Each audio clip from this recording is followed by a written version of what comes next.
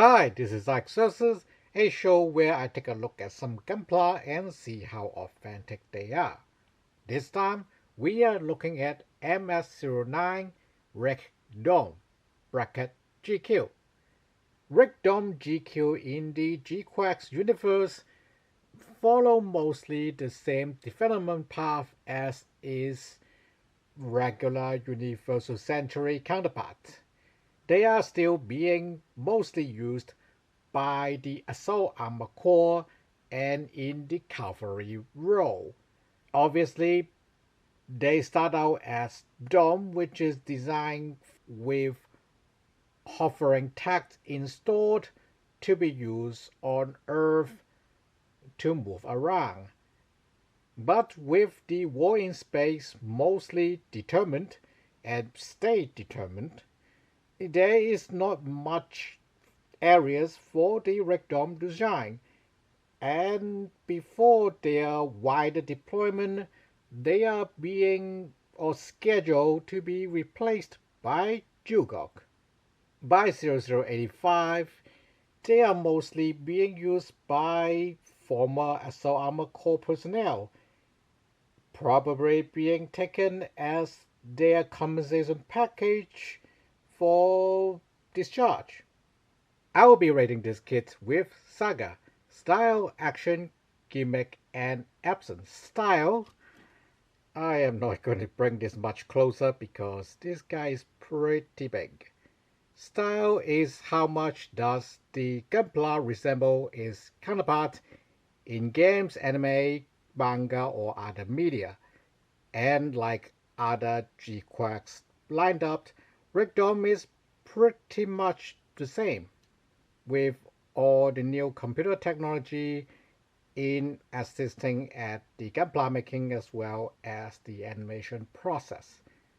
With the exception of some possible scaling with the Rec Dome, here is a regular 1:144 Gundam because I don't have a 1:144 Dome around. But as you can see, it is pretty much the same size.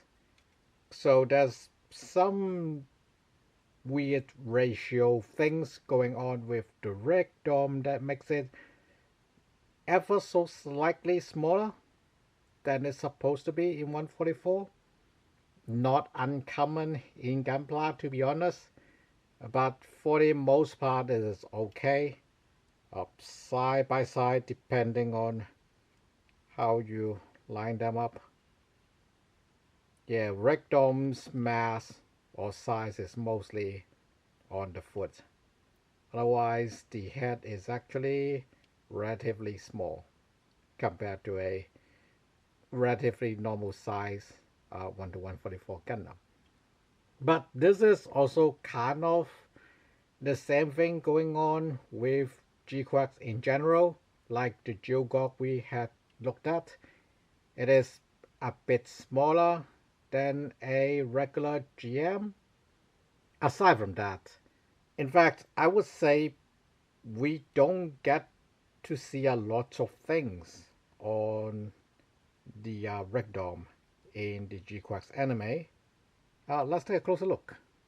The head is actually quite a complex build with top of the head and then I guess mono eye guard being its own separate piece. And let me just use the hit saber here. The eye is on a ball joint. Although like you just have seen, not super ideal when you put it to the side. So we are going to keep it in the relative middle. Do note they do mix a bit of silver coloring in the clear parts, clear pink for the eye, so it naturally reflects. This is not a sticker, unlike the beam sprayer at the chest that is a very shiny sticker. The torso is quite a complex build with the shoulders pretty much its own section of a build. And then the front of the chest, there is an abdomen buried deep underneath this waistband-ish thing of armor.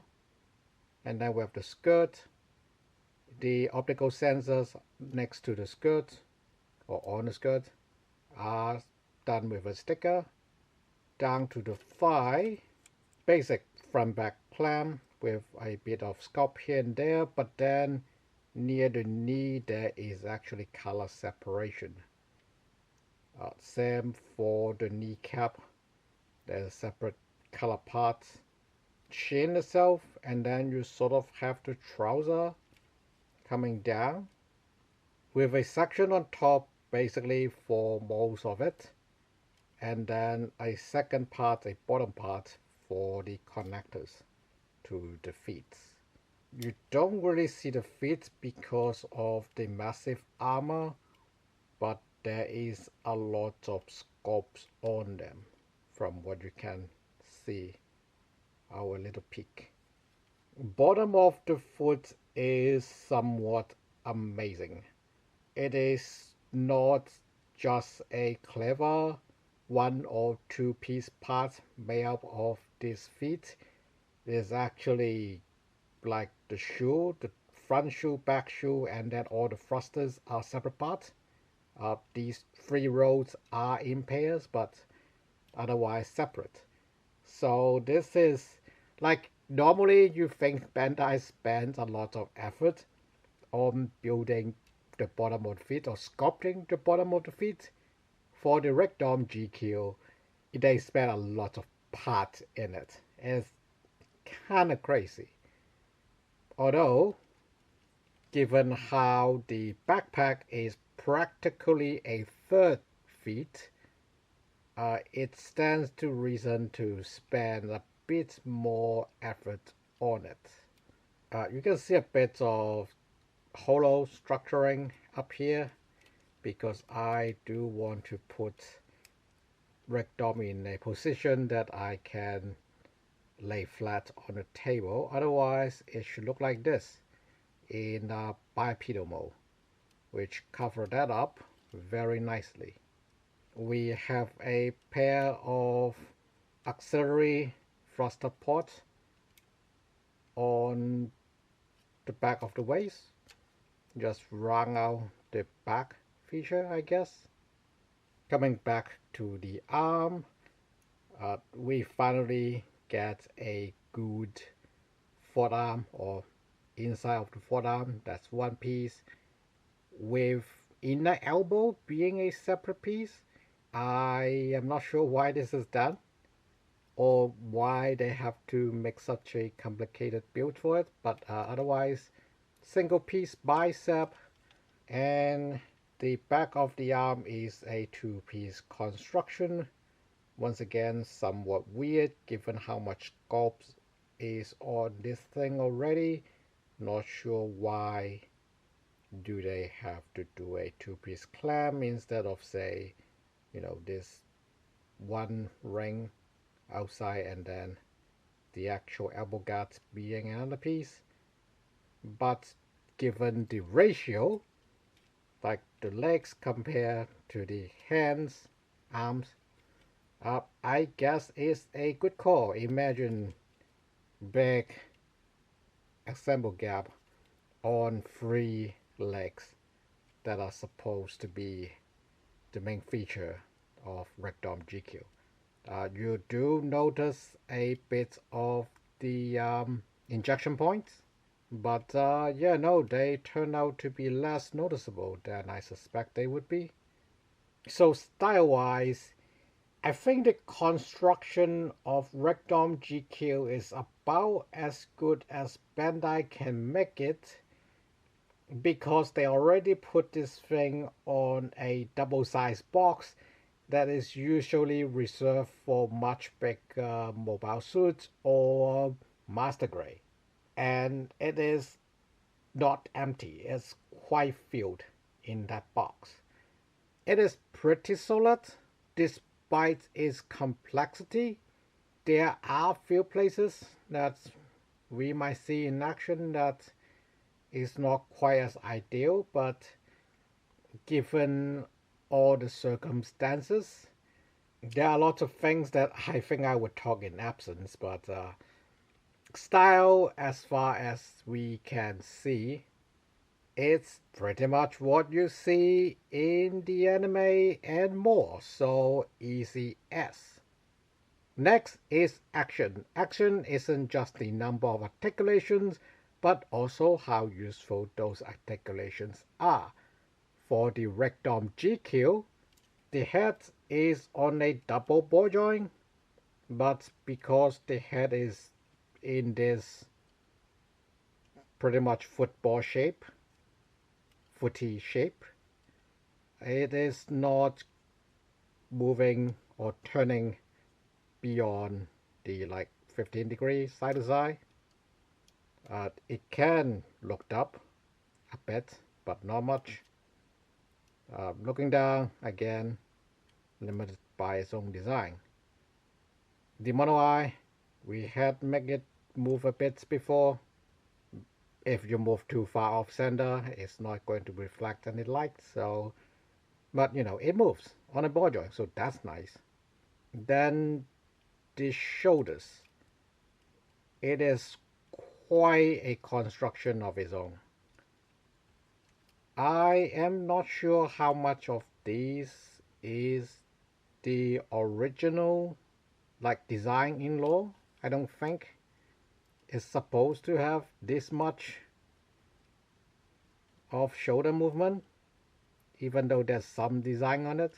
Yeah, you can practically move Rick Dom's shoulder a whole torso's width back. You can see how the chest is a massive piece in front. So this is impressive, to be honest. And then we have the arm, pretty standard joint, I would say, on a pivot. The arm's pivot is not 90 degrees, but that is independent from this massive shoulder joint, so that's a lot. And then the elbow being 90 degree is fine. That's 1 year war standard baseline. And then ball joint for the hand, and for the weapon. And then for the weapon holding hands, they actually have a pivot for it, so I can move the bazooka even more.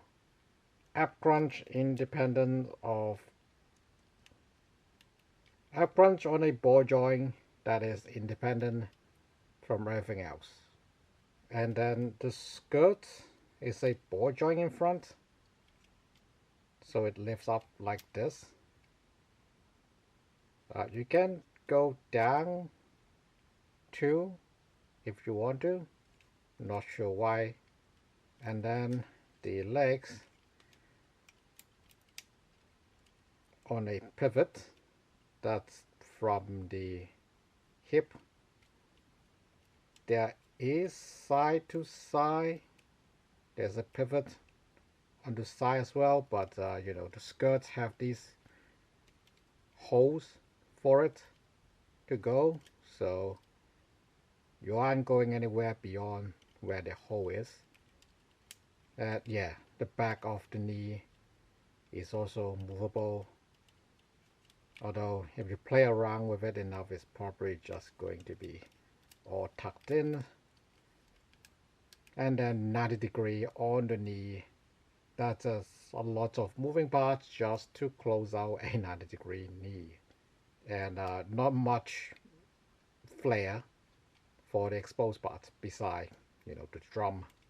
And then the feet, theoretically ball joint to the top, and then a pivot for the foot, but then the foot is so massive you don't really get any movement from going anywhere. There is theoretical toe movement or heel movement actually, but again, it is practically invisible given how the foot basically is touching the rest of the trouser. And then of course we have the backpack slash third leg that can go up like we started or come down, revealing actually decent back if you ask me. This design we kind of see with the Jugok, so pretty standard of Xiao in GQ timeline. Back of the head or the collar doesn't look too bad.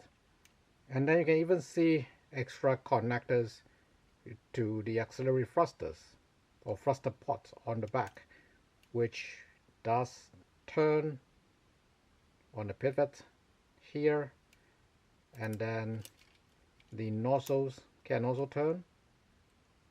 So do that as you will. Now, how should we kung fu fight with this thing? Obviously, we're going to see if the third leg actually functions as a leg. Obviously, we are going to see if the third leg can function as a leg to stand on. There we go. Ragdoll GQ standing on its back leg. I think that's impressive enough. But yeah, otherwise, you're just supposed to use this pretty much in a sitting position. You pretty much just use this like a 3-point contact for Ragdoll GQ to have a super stable position to sit on.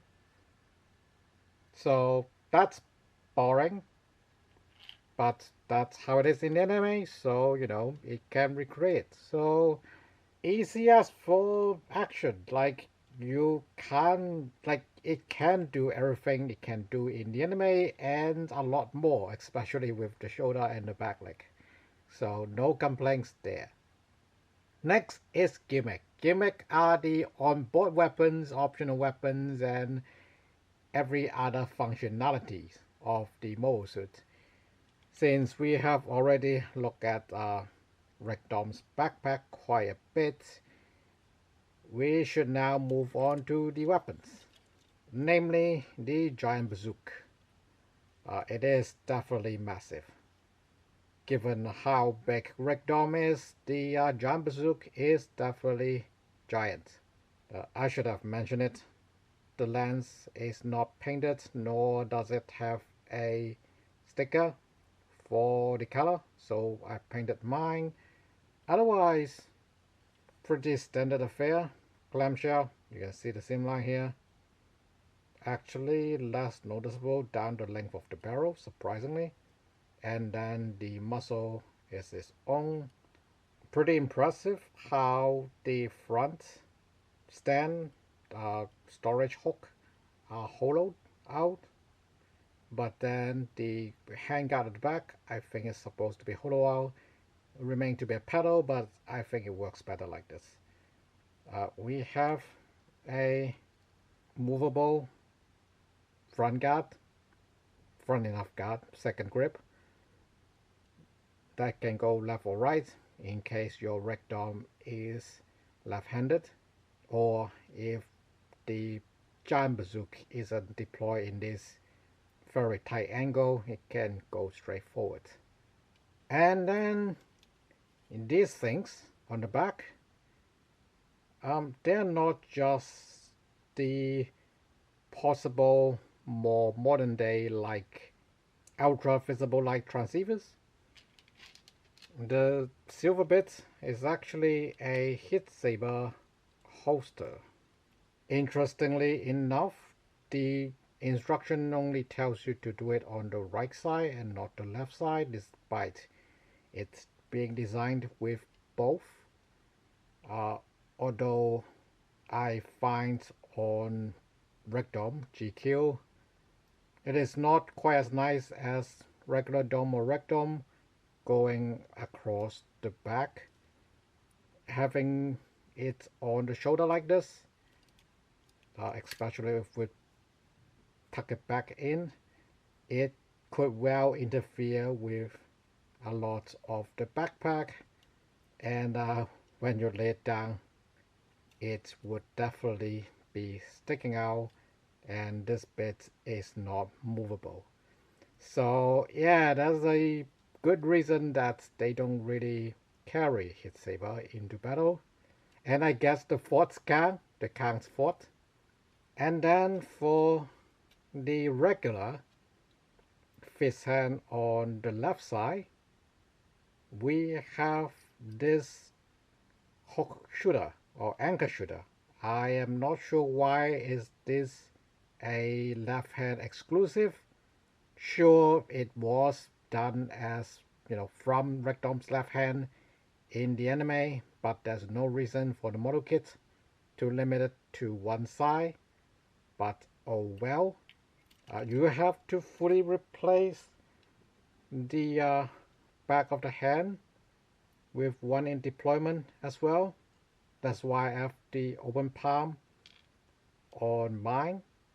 Yeah, you can see much clearly here how the wrist is also movable.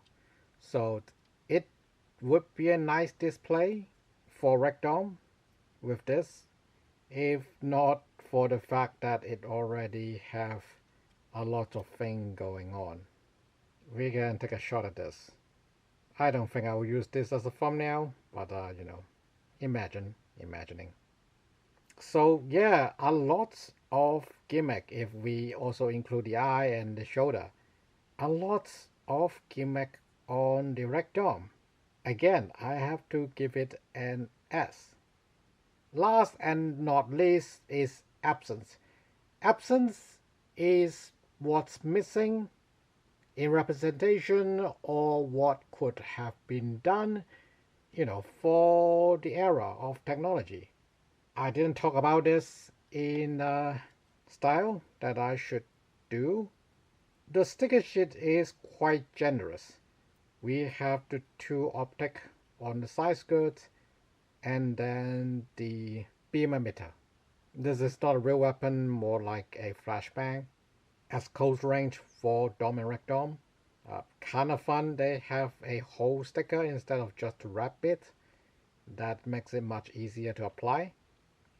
Not so much for the optics. They are from a raised position, but I guess they hold up well enough with these plastic decal or metallic on plastic decal, so that's good.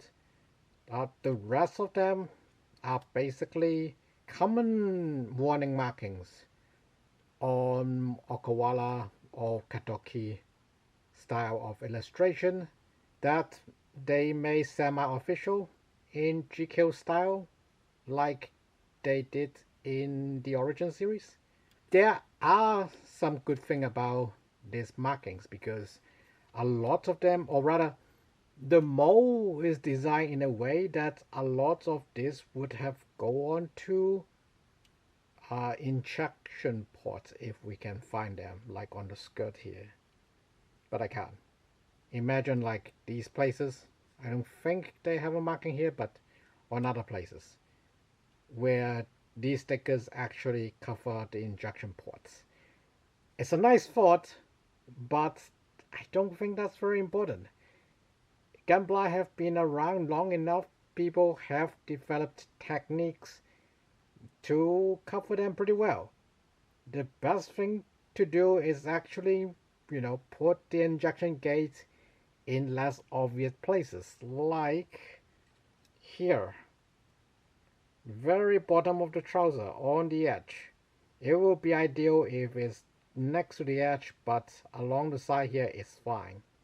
Like if I spend a bit more time, I probably don't have to cover it with paint. Like on the shoulder, like right here. This is the injection ports that the sticker is trying to cover up. And you can't really see it even with the reflection. Like instead of doing these, spend more time designing these. don't have this kind of sandwich gap with a lot of sculpts in place, like natural separation you can have on the arm. Like, stop doing these kind of fancy sticker covering up the injection ports. Do more of natural separation assembly. Probably the same for the shoulder as well. Instead of a top-down sandwich, is probably better like, I don't know, 45-degree, like alongside with the heat saber holster. That way it is less noticeable or looks more natural. Or like the good old days, the joint inside actually push through the shoulder ring armor so that you can paint this whole thing and then assemble it.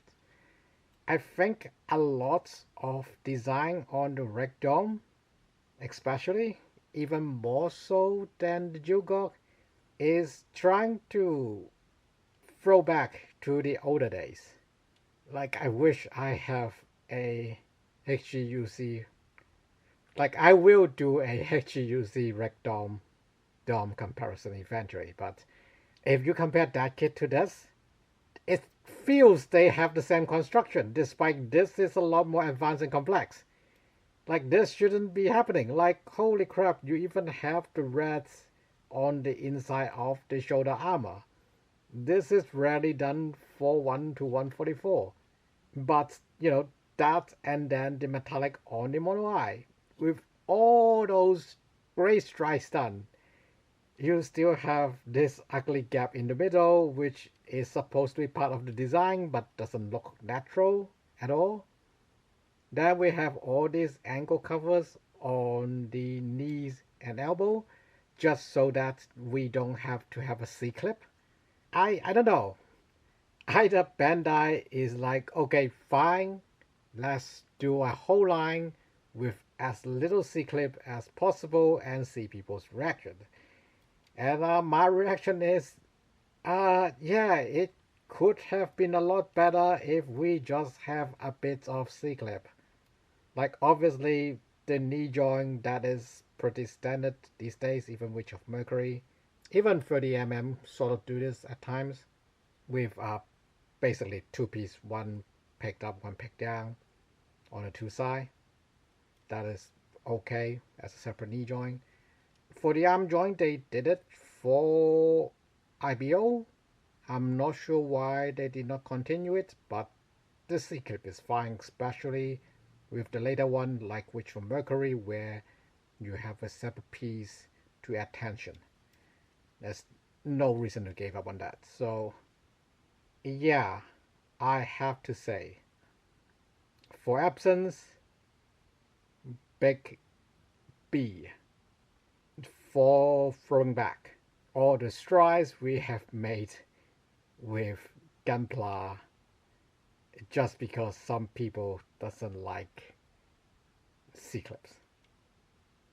So, the verdict for the HG GQ Red Dome MS-09 is as for style, as for action, as for gimmick, and B for absence. Overall, I forgot one thing. Price. Price of this thing is not as big as the box suggests. It is around the same price as the bigger mobile suits or some of the heroes with their full equipment box sets. So it is actually very cheap for the amount of plastic and construction you get from this thing. But I still have to give it a big fat B for absence because we can probably avoid all of this if we just use some C-clips. So overall, if you want a kit that is about as good as the technology can provide, I say 15 years ago, this is excellent. This is crazy. If you're talking about something today, it is a nice offering in that it is such a big box for relative low price for Gunpla, especially with people that have to pay a lot of extra things to their MSRP in Japan. And I do like the third leg gimmick. It is a bit finicky. The Y is also cool. It is a bit finicky, but it is fun to have a backpack as a leg. Um, there's actually a old fans joke on this, but I guess we'll have to wait until that, kids. But yeah, otherwise, super detailed feet slash backpack. It is good, kids. I like it. I just wish the GQ line isn't going down this route, I guess. If you are a dome collector, if you're a mono eye model collector, I think you ought to have one. But yeah, it would done a bit of occupido in your backlog. Thanks for watching. See you next time.